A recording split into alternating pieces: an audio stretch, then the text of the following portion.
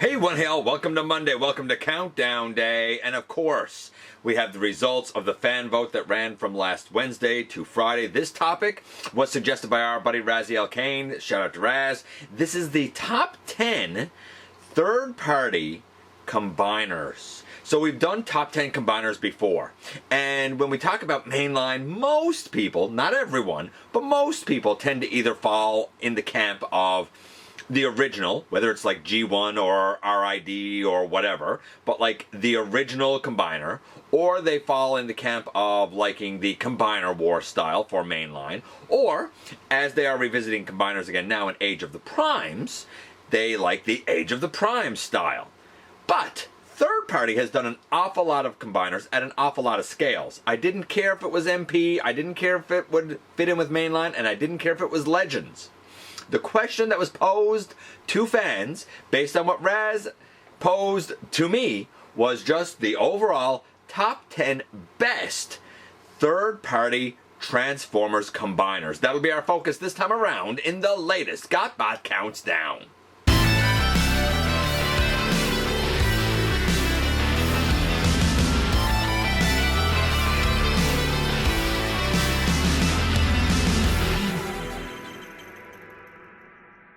Hey one hail, welcome back to the channel. I'm your host, your most humble of hosts, Dennis Moulton, aka GotBot. As always, please like, comment, share, of course, subscribe, and while you're at it, light them up, baby. Hit that notification bell, please. Helps me out a ton, let you know when content of all sorts goes up here on the channel. Check out Machinery of Man, The Everything Factor, all the groups that I'm either a mod or an admin for, as well as all of my social media links. All of that's in the description down below, also in the description down below, and if you're in a position to help the channel to grow, you can use the donate link, check us out on Patreon, see what we have to offer to you through spring, or of course, hit the join button at any given time and become a channel member. Now, couple of caveats here just before we get going. One, again, third-party combiners, not really my wheelhouse. So while I have some experience with a few, there will definitely be ones here that get mentioned where I have to 100% defer to what the voters said. Whether they're correct or incorrect or accurate or inaccurate, I can't say. I can only report what they say. Two, remember that there is no specific size scale. It could have been your favorite Legends combiner or your favorite MP or anything like that. Some people said, hey, why don't you do the different sizes? Because it's not the way the question was posed to me, and I thought leaving it open would be a little more fun. So we'll see how it goes, right? We'll see how it goes. We do have our honorable mentions. Our honorable mentions include TFC Hercules, going back in time a bit. People said it's still a great kind of chug mainline version of Devastator, as well as Fans Project's passion project, Glacial Lord, which I've never really heard of. I've never really done anything with it. It's Scramble City Combiner style, but apparently it was like a one-off passion project. And New Age's Devastator. I mean, yeah, New Age's Devastator was a great little Legends offering. A lot of people liked it. It did use the like parts forming aspect of it, and a lot of people said that that made it more solid. I'm not a big fan of like the frame that everything goes on. It's not my preferred style of doing combiners. I want my combiners to actually combine, but hey, this was based on the voters, and the voters really like the New Age Devastator. So New Age Devastator, Glacial Lord. So none of those made the list. You know what we're going to do next. We're going to do as we always do, and we're going to kick things off with number 10, Burst. Coming in at number 10 is a bit of a surprise with this guy. That's right, it is the, make sure I'm saying this right, the Mecha Invasion Giant Legion Devastator. And it takes the Constructicons and gives them really great individual alt modes, well articulated, yes stylized, but they function really nicely. And then when you put Devastator together, we have a stylized look here where the arms become the legs and the legs become the arms, right? And I think it kind of works because it gives him, as I'm looking like just at the image here now, like it gives him this huge bulky upper body with like big shoulders and big arms, and Devastator should be powerful while maintaining the overall look and aesthetic of the torso and giving big honking chunky hefty legs, and the treads work perfectly as feet. not to mention, wouldn't it be cool if Devastator could literally roll himself into battle? I think that'd be neat. Yeah, the Mecha Invasion take is definitely stylized, but fans said it functions stupendously well, has heft, and is really solid. I don't know if that's true. I can only speak on what the fans say, but they like this guy enough that he was able to take the number 10 slot. Number 9 also sticks with something very stylized, and this guy. It is Kang Toys Predic King. I'm assuming the full scale, the full size MP one, though a lot of people do like the mini one. I think that when people said Kang Toys Predic King, I assumed that they meant the full-sized version. I think they probably would have identified if they meant the mini one. Not that the mini one's anything to kind of scoff at. It's not. It's quite good. Same with the Kang Toys one here. I mean, yeah, okay, it is definitely stylized, and I'm pretty sure we have 6 members. Isn't his waist and pants a gorilla lad? Which I think is fine if it fits in. You got to give him a cool name, and I think it's like Thorilla or something like that. I haven't followed it too close. Here's what I've said consistently about the Kang Toys Predic King. It is very stylized, too stylized for me. But, that being said, you can see the attention to detail, the amount of paint, sculpted in details, the amount of parts count, the engineering is stupendous, the look is amazing, the ability to strike very striking poses, the presence on the shelf, everything is there. And even the parts, like I think even the feet are like a couple of like wolves or some such thing that are like minions of them. Like everything works in concert. Everything was well thought out and well planned. Is it stylized? Absolutely. But is it amazing? Also absolutely. At least according to voters. And he took the number 9 slot. Number 8 takes us to MMC and this guy. That's right, it is their Defensor. I think his name is actually Max Defensor, if I'm not mistaken. This is from their Ocular Max line, of course. What is there to say? It's a perfect Defensor. Everything is clean, everything is smooth. It's big, flat surfaces with some nicely molded detail. It has 5 individual bots that all look like the Protectabot team members, as they should be. In combined mode, he looks seamless. All the joints are clean, all the limbs are clean. Word is, he holds together well. Word is, he has great heft. I think he'd be a bit too big for my collection, but I really respect what has been done here. Love MMC. Have no doubt that because it's Ocular Max, it's going to be good. It's definitely got good materials because that's what MMC does. Yeah, what's not to like? He takes the number 8 slot. Coming at number 7, I kind of sort of reviewed this. It's this guy. Once again, it's with MMC, and this time it is Nero Rex. It is the black and purple with silver details, repainted version of Feral Rex. And a lot of people said, look, this looks like a Decepticon. This looks menacing and evil and frightening. And I get it. I reviewed the KO, the oversized KO of this, and I said then that I thought that all of the members are pretty great. The combined mode wasn't as stable as I would like for it to be, even though it looked amazing. And I said in the review that, remember, this is a KO. Remember, this is not the real deal. I feel like the real deal probably has better tolerances, especially being MMC. And in the comments, people said repeatedly, yeah, the real one is everything that's great about this and then some, because it does have better tolerances. It does have better materials. It takes everything good about the KO that I reviewed and makes it even better. Who am I to argue with it? Nero Rex looks amazing. Each of the members functions pretty amazingly well. And as a combiner, man, you know if he's lumbering on the battlefield that things are about to change. Nero Rex takes the number 7 slot. Going back in time again here with number 6, and this guy, Fans Projects Intimidator. Now you may notice I have 2 versions here. I combined the votes for those that said Intimidator G1, Intimidator G2, and people did vote for the different ones.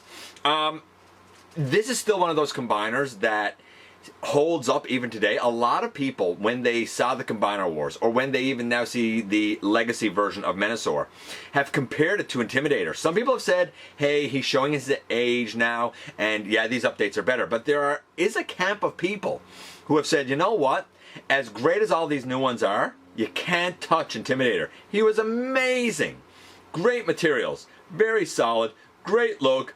I don't know if any of that's true. I've never experienced him firsthand, but fans love him enough that Intimidator Menasor was able to take the number 6 slot.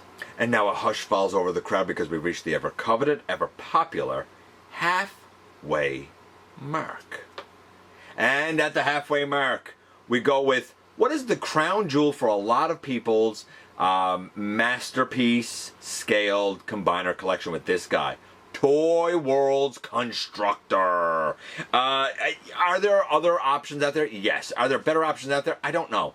I do know that Toy World, whenever I've encountered their products, I've always thought, same with Zeta, I guess, because it's Toy World Zeta, right?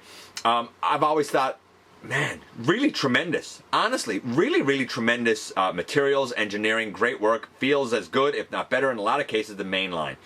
I can't speak for Constructor particularly, but I do know that every review I ever saw of this, every person I ever heard talk about this, like, fawned over it to the nth degree, meaning they absolutely, positively adored it. They adored it as a set of Constructicons. They adored it as a Devastator. They said it's extremely solid. It's made well, it's built well, and it has the presence that you need for a Devastator. And some people have even said that all other masterpiece iterations of a Devastator pale in comparison to Toy World's Constructor. I feel like that's probably a claim that has a lot of subjectivity behind it, but who am I to argue with the fans? They love Constructor well enough that he was able to rank at the number 5 slot. Number 4 might seem a little bit repetitive with this guy. That's right, once again we go with MMC, and this time Feral Rex. And we already talked about Nero Rex. This is obviously Feral Rex. And again, when I reviewed the KO of Nero Rex, people said, look, Nero Rex or Feral Rex, both of them are tremendous. It's amazing that there were enough votes for them individually each to both rank here on the list. Obviously, Feral Rex had more votes because people said it's the color he should be, you know? It's the animation accuracy that really he should have.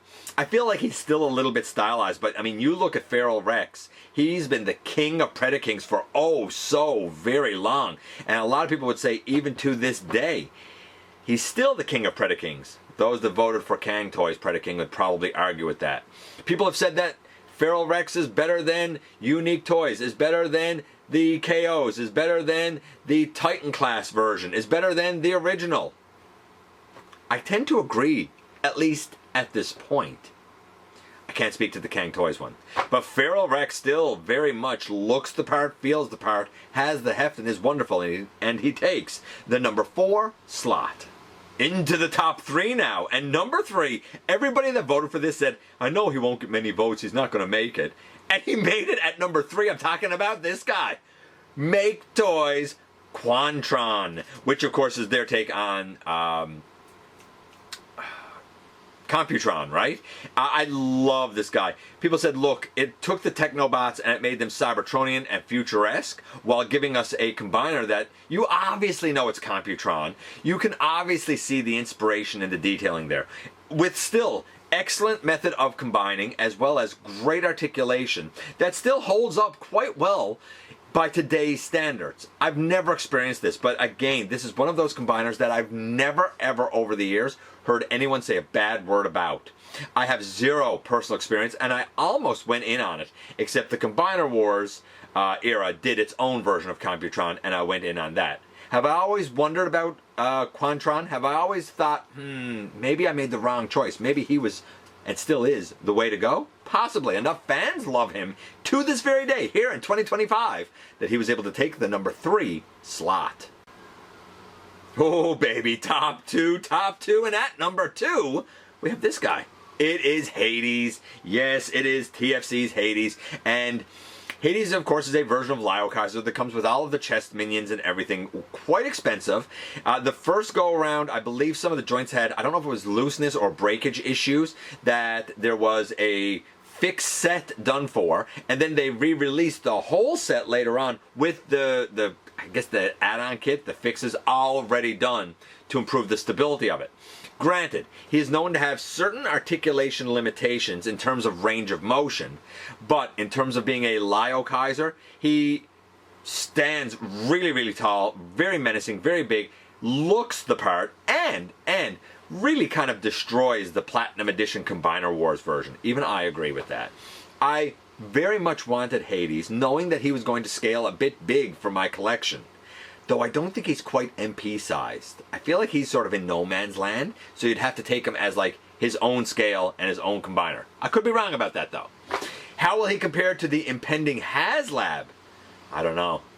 But I'll say this. The HasLab Lyokaiser got a lot to live up to if you got to be better than Hades. That's going to be a tough pill to swallow and a tough bill to pay off. We'll see how time goes, but for now, Hades still stands as the king of Lyokaisers. And he takes the number 2 slot.